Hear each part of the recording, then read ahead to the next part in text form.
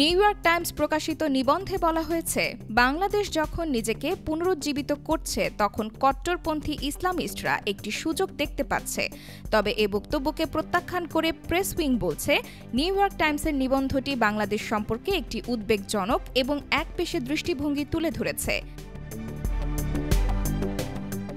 মঙ্গলবার CA press wing থেকে প্রকাশিত এক বিজ্ঞপ্তিতে বলা হয়, নিউ ইয়র্ক টাইমসের নিবন্ধটি ইঙ্গিত দেয় যে বাংলাদেশের ধর্মীয় চরমপন্থা উত্থানের দ্বারপ্রান্তে, কিন্তু প্রকৃতপক্ষে এটি বাংলাদেশের ভুল চিত্র।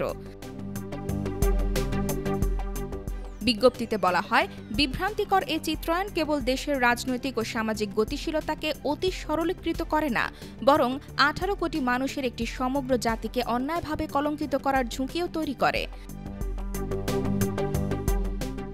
সিএ প্রেস উইংয়ের বিজ্ঞপ্তিতে বলা হয়, প্রকাশ করার জন্য সুনির্দিষ্টভাবে উস্কানিমূলক নিবন্ধের ওপর নির্ভর করার পরিবর্তে বাংলাদেশের অগ্রগতিকে স্বীকৃতি দেওয়া বেশি গুরুত্বপূর্ণ।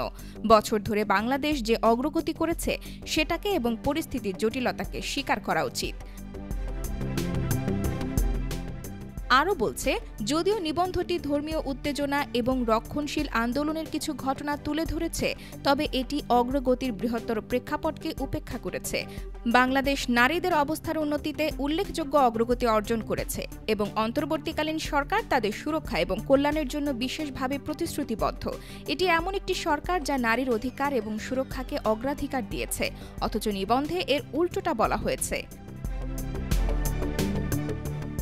প্রেস উইং জানিয়েছে, অন্তর্বর্তীকালীন সরকার সমস্ত সংখ্যালঘু সম্প্রদায়কে রক্ষা করার জন্য তার প্রতিশ্রুতি স্পষ্ট করেছে এবং আইন প্রয়োগকারী সংস্থা ও সন্ত্রাসবাদ দমন প্রচেষ্টার সাথে তার চলমান কাজ এই প্রতিশ্রুতিকে আরও জোরদার করে।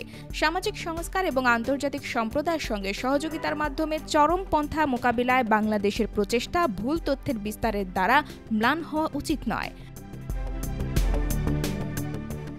IBTV USA, new York.